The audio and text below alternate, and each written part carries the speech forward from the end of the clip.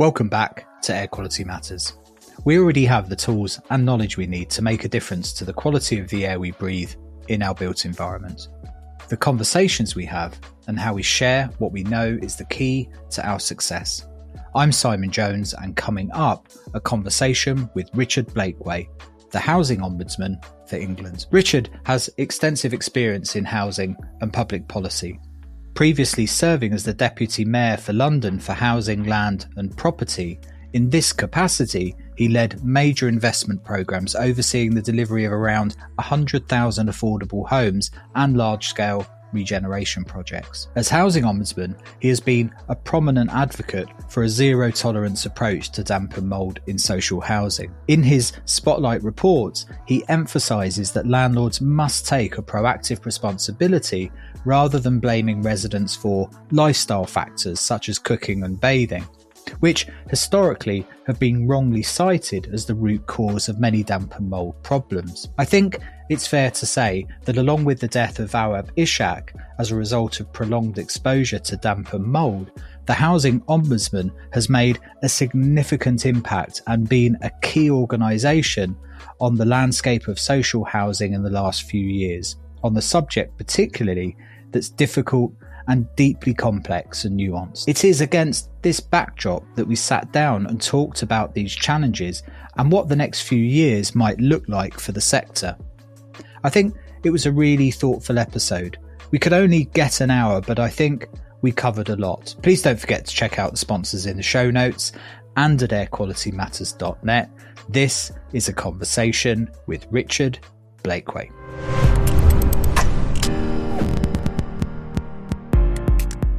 In the simplest terms, what is an ombudsman and a housing ombudsman? What is your role and interaction with tenants? What's it predominantly there for? Such a good question. Thanks, Simon. So an ombudsman, I kind of describe as an advocate for fairness. Around the world, there's about 120 different ombudsman schemes, I think. And sometimes they're organised around kind of government functions, if you like. So you have kind of public ombudsmen that hold public bodies or government to account. And sometimes they're organised around sector and sectors. And actually the Housing Ombudsman is a kind of mix of those. And in England, we, by law, every provider of social housing, and that's typically local authorities, housing associations, but also some other bodies and, large institutional investors, have to be a member of our scheme. And that gives all residents within those buildings access to alternative redress through us. So whether they are renters or leaseholders, they have access to us. Ombudsmen will have different powers as well as different approaches, but I'd say there's sort of three legs to our stool. So one is the bit that you'd expect, which is independent, impartial dispute resolution, and we're free to access. So we offer a kind of free to access alternative to the courts. And we will, investigate a case and make our decisions. And, we complete over 700 formal investigations every month. So Wow. It's quite a high volume of work that we do. The second leg of the stool is raising local complaint handling, and we set a statutory code of practice for complaint handling. So even if a complaint doesn't come to us, it should be handled fairly at a local level by the members of our scheme. And we monitor that that's happening. And then the third leg of the stool is prevention, and it's trying to learn from our casework to prevent issues happening again. And that's something which we've really developed as an approach in the last few years. That's interesting. And the voluntary aspect of it, the membership, is that, are you obliged as a provider of housing to be a member of the Housing Ombudsman, or is that statutory? Is that set in law, or is that something that people sign up to and can decide not to sign up to? Yeah, so the legislation that introduced our scheme is the Housing Act in 1996. It's been around for about quarter of a century now. When it set out a mandatory and a non-mandatory part to our membership. So the mandatory bit are those providers of social housing. So it doesn't matter what type of organisation you are; it's the product that obliges you to join our scheme. But it also allowed for bodies private landlords who aren't providing social housing to volunteer to be members of our scheme. And some have, but it's a tiny proportion that have. And that's been a really big gap in housing redress in this country, because clearly many of the issues that we see in social housing would be true of other tenures as well. And so the current government is looking to close that gap with legislation which would create a ombudsman for private landlords. And it's indicated during the passage of that legislation that it would like to unify that within the Housing Ombudsman service. So we offer a kind of single front door for people who want to access redress. And that makes a lot of sense because the legislation, a lot of the policy is universal. It's tenure blind. But I've definitely noticed in the 6 years that I've been in this role, I've definitely noticed both ombudsmen that deal with housing complaints alongside other issues as well, focusing more on some of the housing related issues. So, for example, the Northern Ireland Public Services Ombudsman has just started an investigation into disrepair and housing repair complaints. And I also, where in Australia, the Victoria Ombudsman and elsewhere, they've been looking more at housing issues. And I think a housing ombudsman may have been set up in one of the states in Australia. So I think housing is an issue, whether or not you're a dedicated ombudsman for housing or whether it's part of the mix of work that you do. It's become a much bigger thing, I think, in the time that I've been in this role. And the interesting thing for me about an ombudsman, particularly in this sector, is it really is a manifestation of where the rubber hits the road when it comes to things going wrong in the provision of housing. So by the nature of what you're doing, you're seeing outcomes that aren't resolvable necessarily within the structures that are there. And you come in then and as an impartial adjudicator, really, to see how these things can be resolved. So you're seeing in very real terms where we run out of road, basically, in housing, don't you?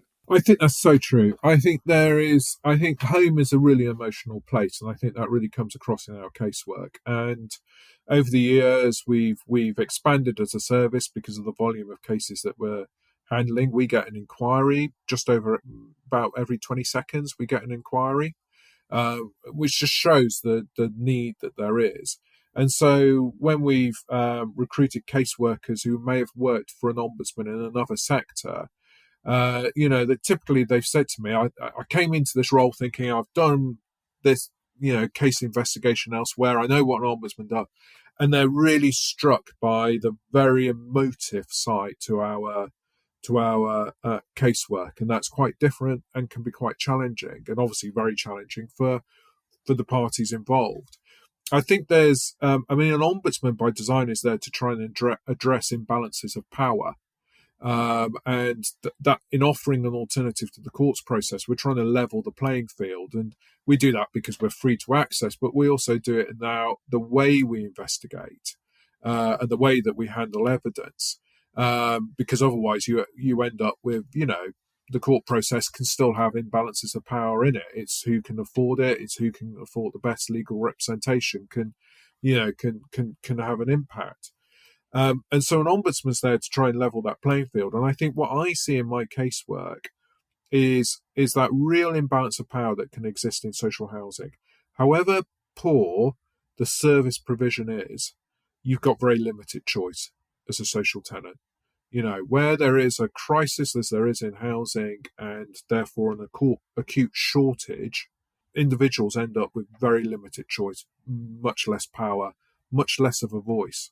And I think that's definitely something that comes across in our casework. And we can see some really, we can see some good practice, but we can also see some circumstances where clearly people's voice is not being heard and the system is unresponsive to their needs, and that has a huge impact on them when home is that, is that foundation for their lives, and it will affect not just the roof over their heads. It will affect their health, their education, their aspirations, their ability to get on in life. I get a real sense from talking to you, and also from what I read from you, that this is something that you got very early on in this role, was the impact the home has on people's health and well-being, foundation for life, the impact it has on their mental health and their ability to contribute to society. That seems to resonate very heavily through your tenure and through your forwards in a lot of the documents you wrote. And it was one of the ones that really first struck me, actually, when I was reading some of the stuff from the Housing Ombudsman. And I'll quote you on one, if you don't mind, because it was if you cast your mind all the way back to the spotlight on damp and mould. And I know it wasn't your first spotlight report, but it was one of the ones probably that resonated the hardest in the sector, I think. And you said at the very beginning, there are many and varying root causes that lead to damp and mould in the cases that we investigate, but the impact on the resident is a thread that runs between them. You can see the distress, disruption, and even embarrassment felt by residents. And you can see evident concern about their health and well-being, especially mental health, and the impact on any children. Whether or not we uphold their complaint, this experience is real and it's profound. That was a very insightful paragraph for somebody that, I guess it was fairly early days, was it, in your tenure as Housing Ombudsman?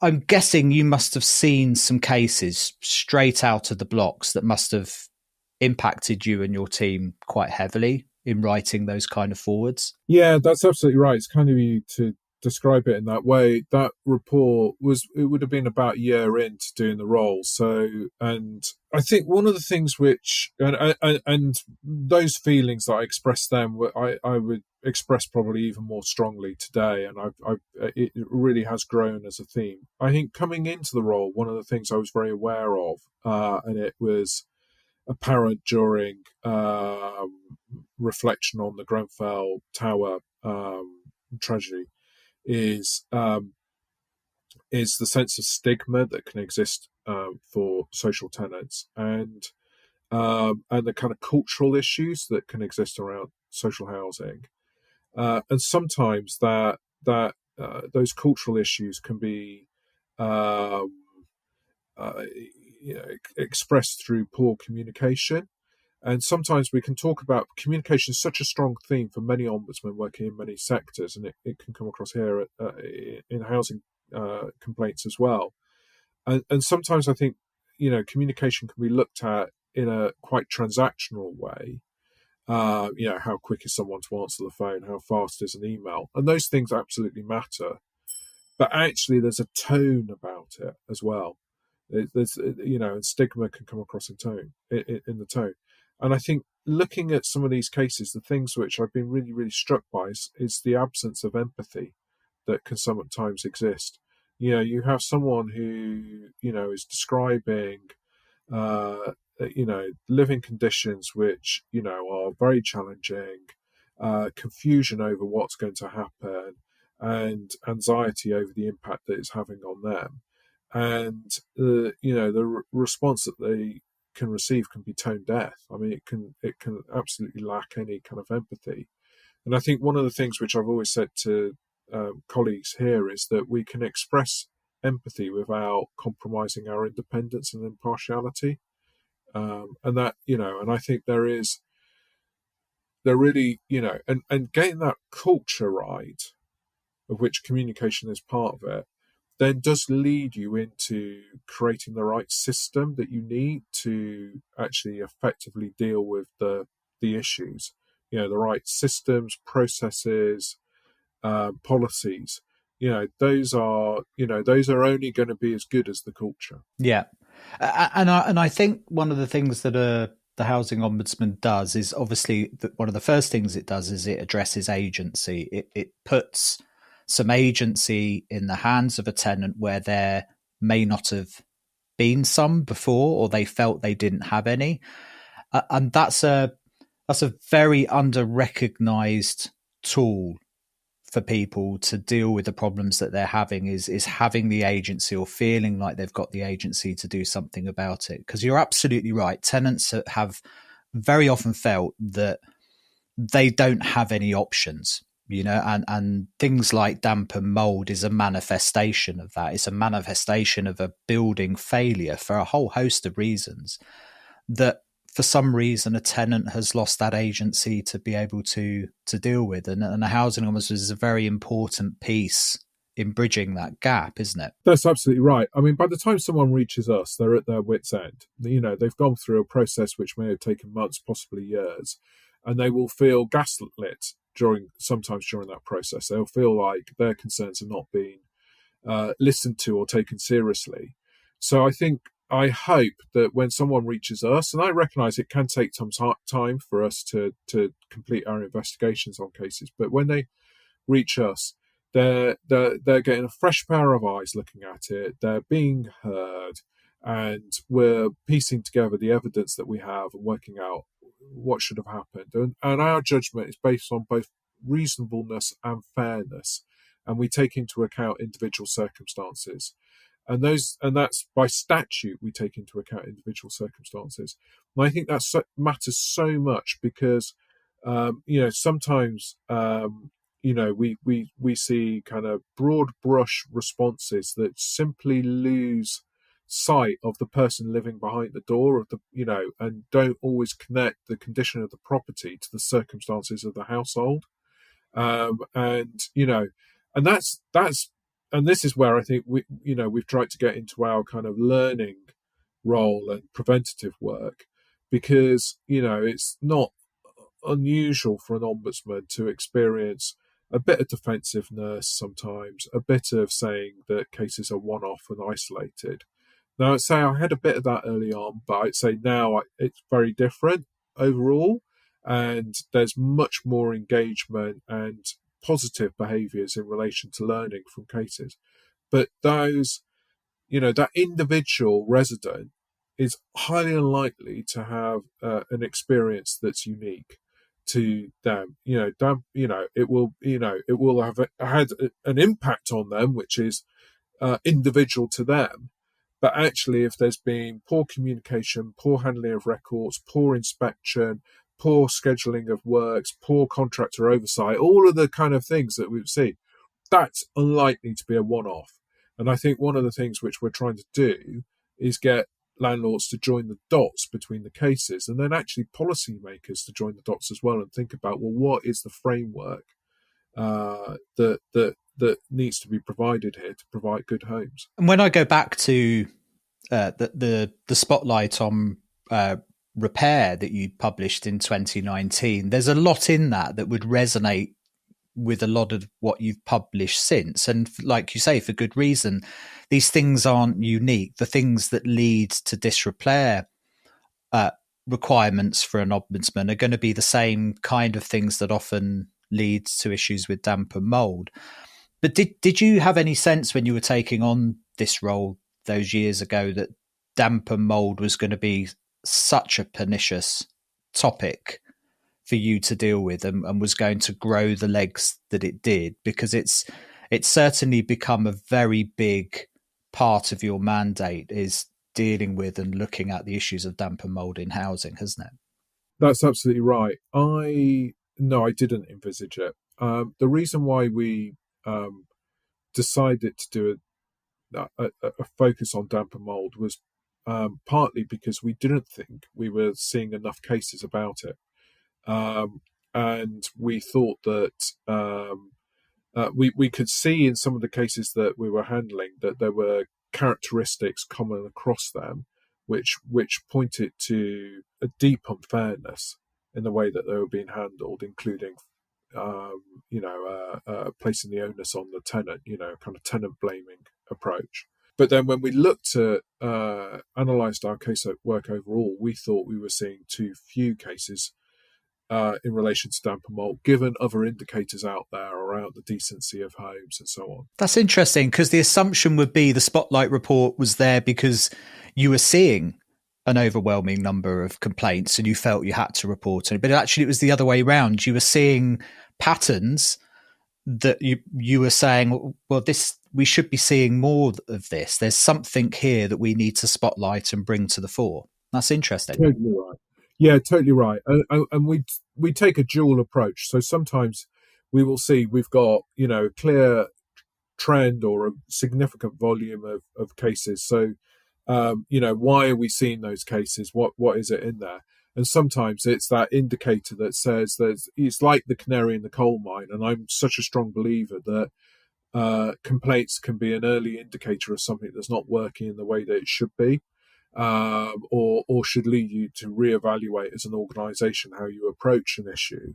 And absolutely, and I've seen it, for example, it's not air quality related, but I've seen it, for example, with window related complaints where we raised a flag in relation to windows that we were seeing boarded up for years, and similar kind of responses about, we'll replace the windows when we do major works, even if those major works are years away and the windows are not fit for purpose right now, which can have implications for damp and mould, and we were, or ventilation issues if the windows end up, being boarded up.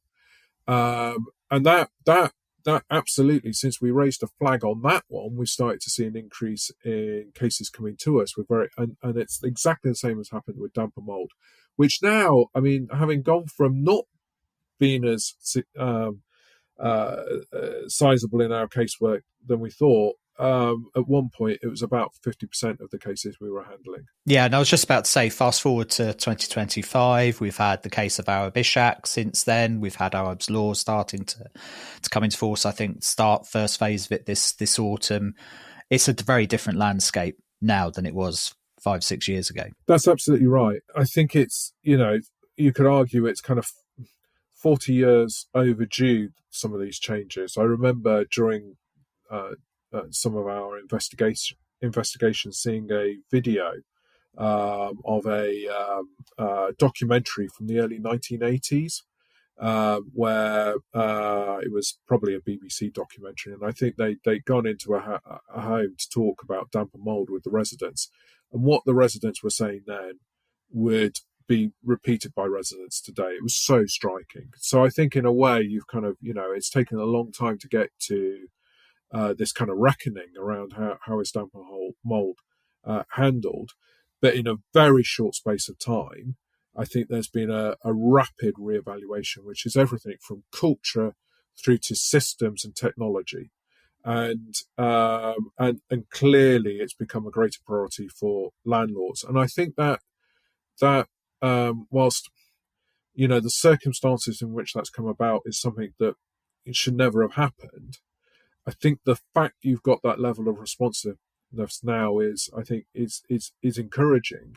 And I think it also, I'd like to think many landlords would say that having the insights from complaints has been beneficial for them to really think through, well, what do they need to do? How do they improve, handling? I'd like to borrow your attention for just a moment to discuss ACO, a partner of this podcast. ACO, an EI company, specialises in pioneering new technologies in fire, carbon monoxide alarms, and Internet of Things technology. Many know them as the go-to company for these products. In fact, this year they're celebrating 35 years in business. I particularly know them for their outstanding work in the housing sector with their HomeLink offerings, aiming to solve some of the industry's most serious challenges. The technology incorporates environmental sensors and a gateway to offer connected home solutions, which has a proven track record in helping landlords reduce operational costs and carbon emissions while improving residents' well-being and safety.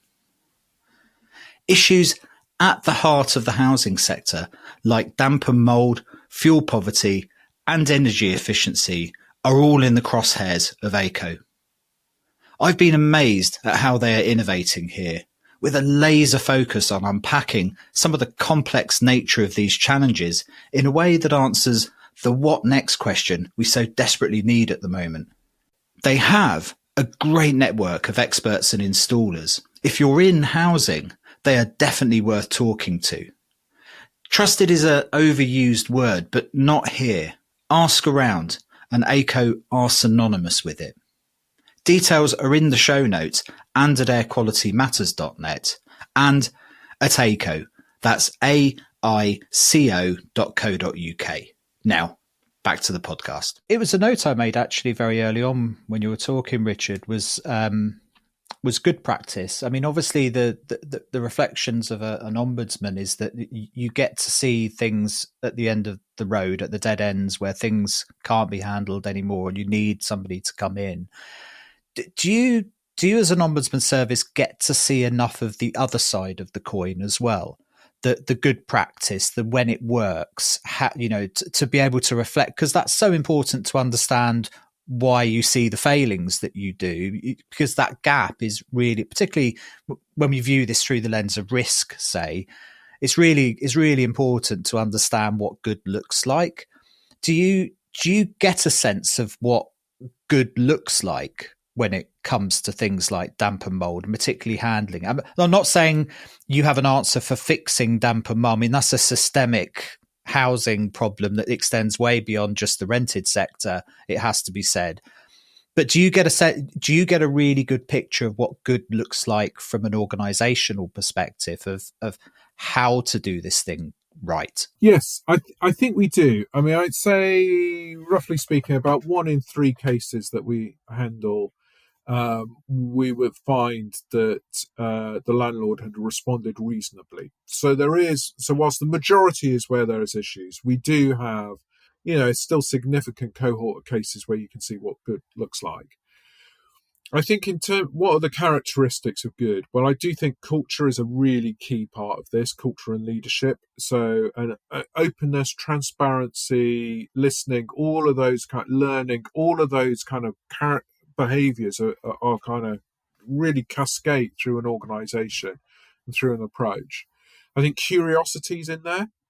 And so, good handling will be, really listening to the resident, really investigating, really trying to understand why something has happened, and then trying to join the dots. So in relation to damp and mould, it would be not just doing a mould wash and moving on and repeating that exercise a few times over the coming months and years. Is actually doing really thinking about, okay, well, we need to inspect this building potentially, understand why it's happening, and then think about, depending on the type of building, whether there are other properties are being affected as well. And so you're moving from being reactive into a much more preventative space. I think good also can recognise that, and particularly with damp and mould, it's not always a quick fix, particularly depending on the causes. And so thinking about the circumstances of the household at that moment in time and treating them with respect and empathy. So if there needs to be multiple inspections, the resident will be wondering, well, why is this person coming and going? What are they thinking? What have they found? So really clear communication, really open and transparent communication. If the resident might need to be moved, handling that with sensitivity, given the disruption, so that, they're either, protected from harm or the appropriate works can take place. And then I think following it up, because again, damp and mould, you might think you've fixed it, but it might reoccur. And so, it's that monitoring of casework, that kind of aftercare. And cutting throughout all of that is really good records. And then using that insight and knowledge to then inform your strategy going forward. And as I say, moving to that preventative model rather than kind of whack-a-mole, which sometimes can still be, be the case, partly because of the pressures and resourcing issues that many, many landlords face. Yeah, and those pressures are manifest, and I think from my perspective anyway, I've kind of viewed this journey that we've been on over the last half a decade in phases, and I think there was the recognizing you've got a problem phase happened a couple of years ago with the death of Awaab Ishak and the reaction of the government of the time to say, drawing some pretty hard lines in the sand about that this needs to be dealt with. So I think we've kind of gone through that governance reaction phase where all of a sudden jobs were on the line and boards were standing up and paying attention. And you've seen that resonated beyond the borders of the UK, I should say, as well. That the reaction in the UK has been reflected upon much further afield. So I think that's been a really interesting phase. But as we move into this period now where Awaab's law starts to be implemented this September, October, I think, if I recall correctly, we're into we've got to do something about it now phase. Do you see any risk? Because there's no doubt about it that there's a huge challenge ahead of housing generally with the condition of stock and resolving the fundamental issues that drive things like damp and mould. There was clearly a need to get a better reaction from housing, hence the need for something like Awaab's law that looked at timings and reactiveness. Do you think because we're so far behind in dealing with this, that there's a risk that we actually exacerbate reactiveness as opposed to proactiveness in the short term, that trying to chase the demands of something like Awaab's law over the next year or two, that we start firefighting rather than dealing with the causes of the fire in the first place? Because that seems to me to be a potential risk with where we are at the moment. I think we're absolutely reaching, certainly within social housing, we're absolutely reaching the point where there needs to be a fundamental evaluation of what is a decent home. There was a piece of public policy in the early noughties at the turn of this century where a new standard for housing social housing was introduced. Now we're kind of coming to the kind of end of some of those interventions, and that's really showing up in our casework. The government has just published its consultation on a reformed decent home standard, and I think it really learns from the last one, and it's a step change, which is could be really, really welcome. And also look to say, well, that standard should not just apply to social housing; it should apply to private rented housing. So I think that approach will ensure that landlords are really clear on how they balance the different pressures, and that you don't end up with unintended consequences in the way that you've described. I think one of the big challenges with Awaab's law, a couple of thoughts on Awaab's law. I think one, if I may, one is about ensuring that Awaab's law isn't a bolt-on to existing kind of policies and practices, but is really integrated. It leads to a strategic rethink, because I think that's what was missing when perhaps the hazards were articulated back in 2004. We had 29 hazards introduced, and that included damp and mould and lots of other issues. And I think they were seen as a bit kind of led by local authorities. It was the result of an improvement notice issued by a local authority. It just wasn't embedded into practices to the extent that it should have been. And so I think, Awaab's law needs to be integrated into a framework and an approach, not just added on. And then I think the other thing is that there's a lot of focus on what happens when Awaab's law is triggered. But there's a lot of discretion over triggering Awaab's law. So under the requirements and the guidance, it's left to the landlord's judgment. The word judgment is used in the guidance of when to apply Awaab's law. It's left to the landlord's judgment as to whether there could be significant harm. So I think those are things which landlords need to be really confident that they've got a clear and consistent approach on, because otherwise the the issue is not only, and it's important, not only are you handling Awaab's law well under Awaab's law, doing the inspection in the time required, producing the written statement to the household in the time required, and so on. But actually, did you know it was Awaab's law to start with? Did you know you should have applied it? It's something that landlords themselves are going to have to be able to answer and find an approach on. Yeah, and one of the interesting things for me, particularly about damp and mold, is because it's effectively a manifestation of a breakdown, a failure of a living space, and there are all sorts of drivers to damp and mold, from disrepair and ingress of physical water to failures in ventilation systems, to over occupancy, to the way the affordability to heat of a home. It's a really complex balancing act, creating, managing moisture risk in buildings. This is not simple building physics. It includes social sciences and all sorts of things. So it's a complex picture. And the reason, damp and mold gets a visceral reaction because it's unpleasant, it's unsightly, it's harmful to health in the extreme, it's deadly, but it's a visible and physical manifestation of a building failure. There are many other building failures that don't have that level of visibility, and ventilation, which is one of the key pillars of managing moisture risk in buildings, can fail catastrophically and not manifest as damp and mold. So we can have people living in conditions with much milder versions of damp and mold than would make it onto the Housing Ombudsman list, but still living with categorically failing ventilation systems, which is impacting people's long-term health and well-being. And that's one of the unintended consequences for me over the next few years, is a lot of focus on what effectively is one element of a building failure.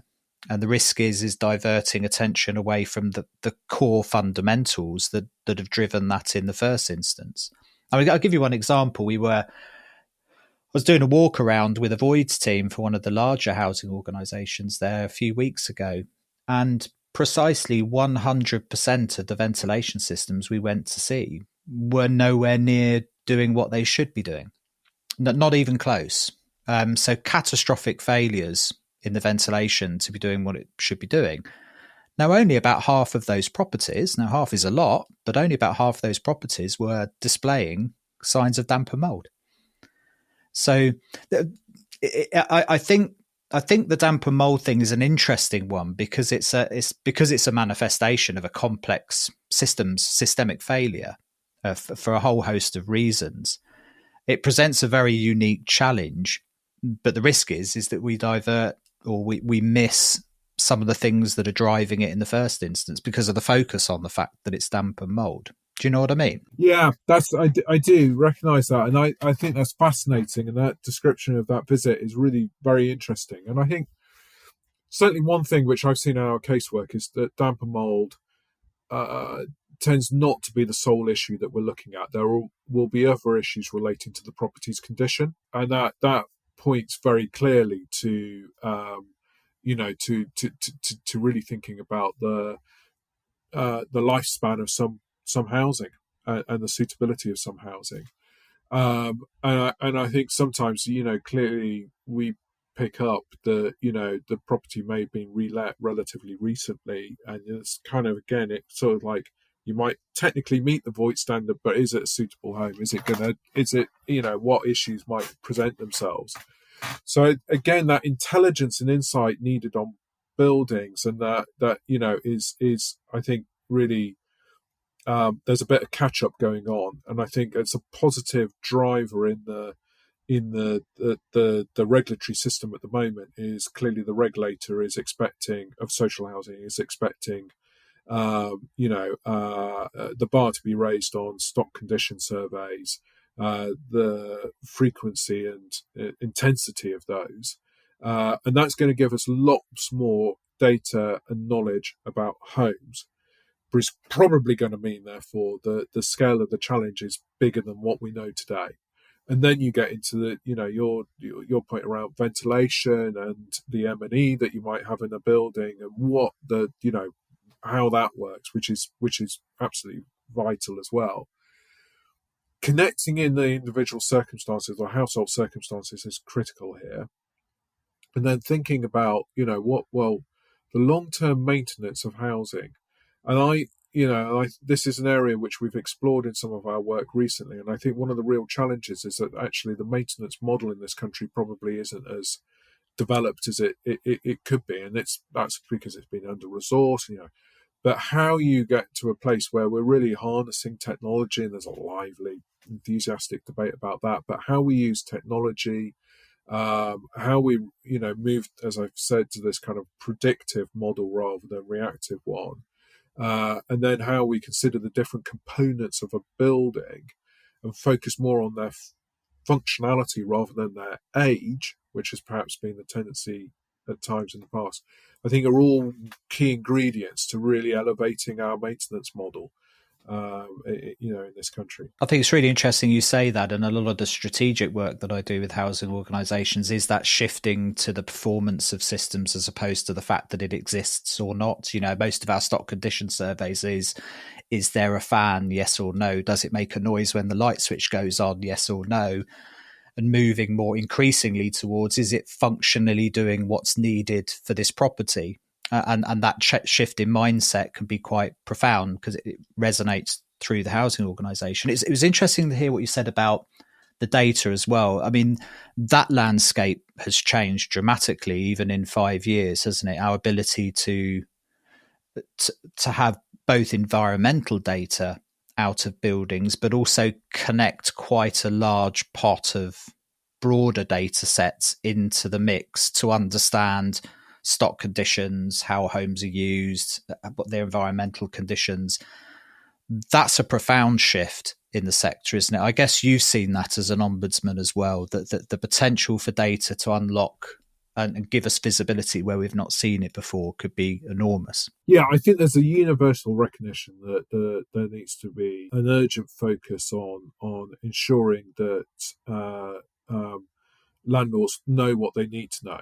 The data and the use of that data is enhanced, and you've got lots of external pressures to do that, as well as I think landlords really recognising the value of that, and it's a cultural thing as well. And and I do, I do think the right leadership is needed to make sure that data is respected and utilized effectively, and it's trying to get everyone to understand their role.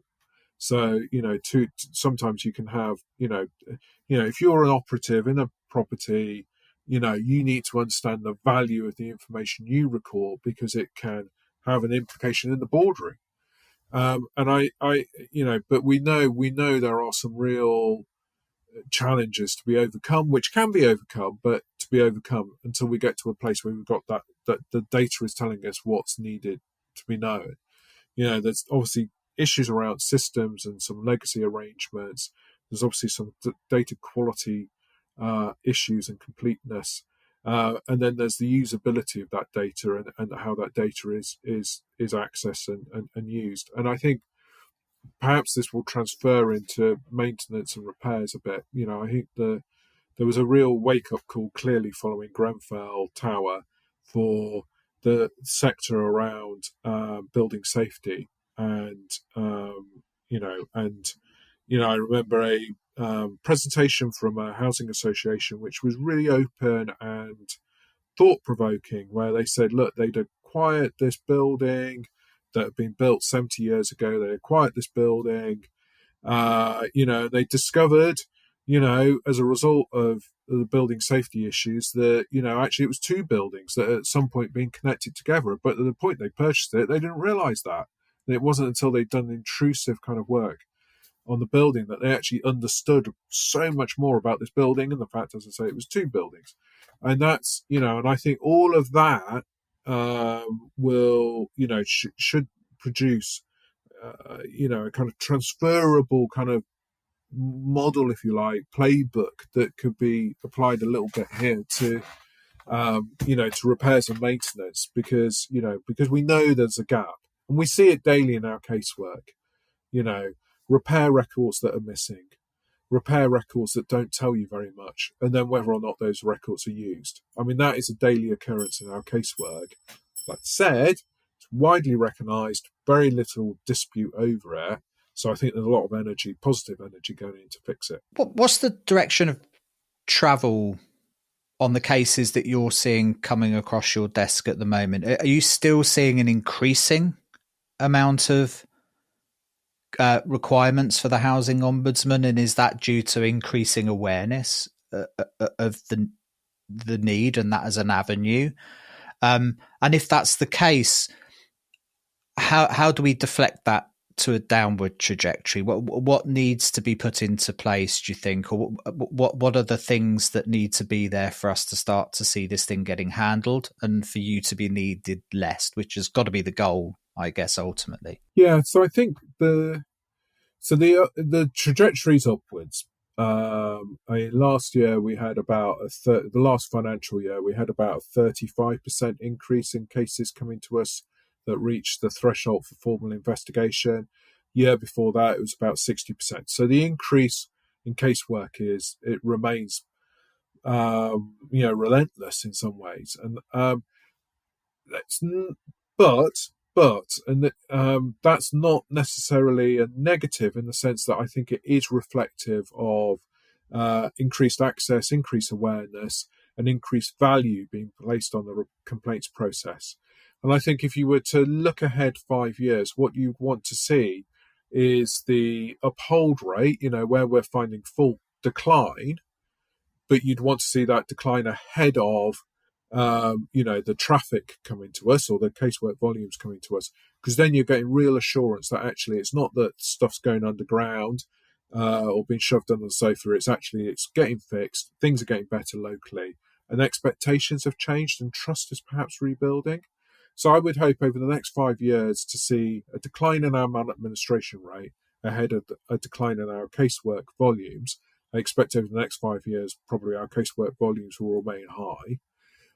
In terms of in a sort of more qualitative way of what we're seeing, I'd say specifically on damp and mould, the one thing which I have seen less of, doesn't mean it doesn't happen, but I've certainly seen a lot less of it compared to when we did our spotlight report and that forward that I wrote several years ago, is the tenant blaming.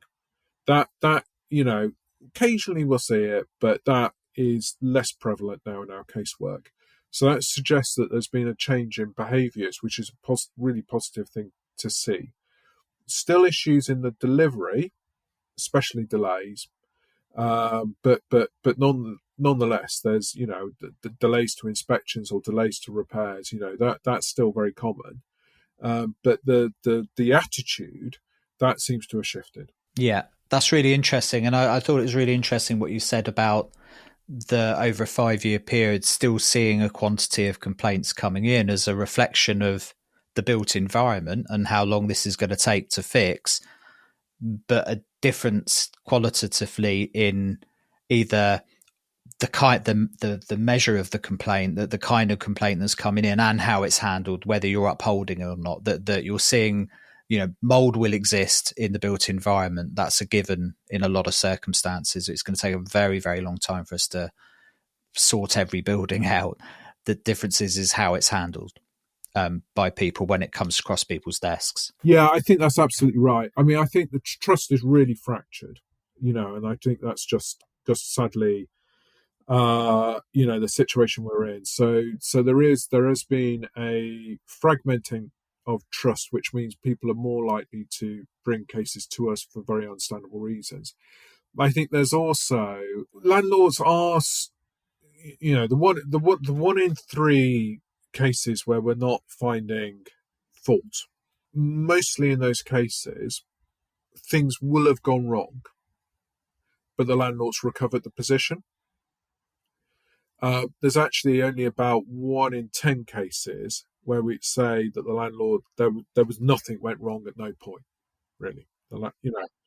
So the challenge for the sector is how do they get upstream? So they're better at catching a falling ball in some cases, But how do they stop that ball falling? I think is still a bit of a challenge for some landlords. Yeah, and at the core of the DNA of a lot of these organisations is social care and tenant-centric behaviours, and like a lot of these big organisations do genuinely want to do the right thing. It will be very interesting to see as we move from these big organisations that have systemic challenges because of both the size and the quantity and quality of stock that they're managing, as the Ombudsman then starts to take on more and more private rented if the law comes through and you end up being an Ombudsman for the private rented sector, you're going to be dealing with a much more disparate cross-section of landlords with perhaps different motives. I'm not saying bad motives, but that they're not going to have that social imperative behind them necessarily that the social housing providers have.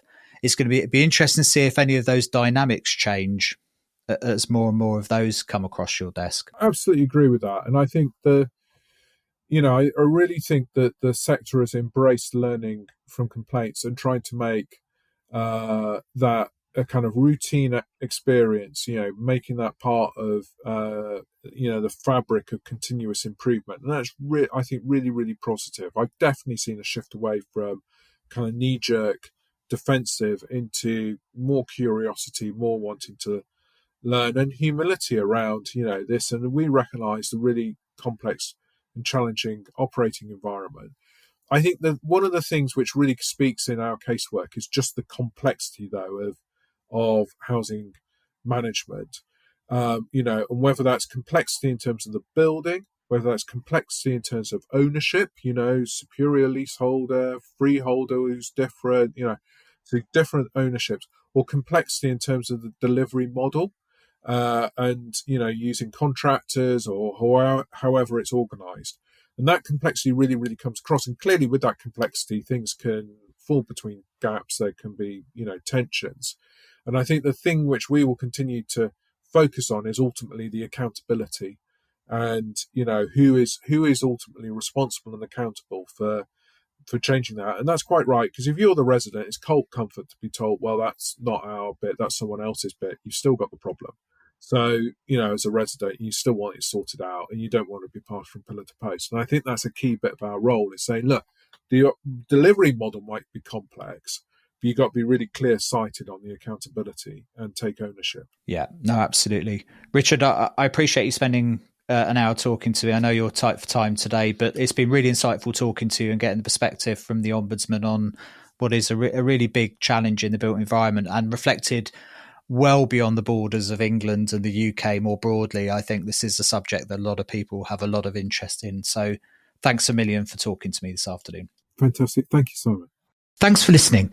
Before you go, can I ask a favour? Before you shoot off to whatever it is you have to do next, or even the next podcast, if you enjoyed what we've been talking about here, please do spread the word and let's keep building this community.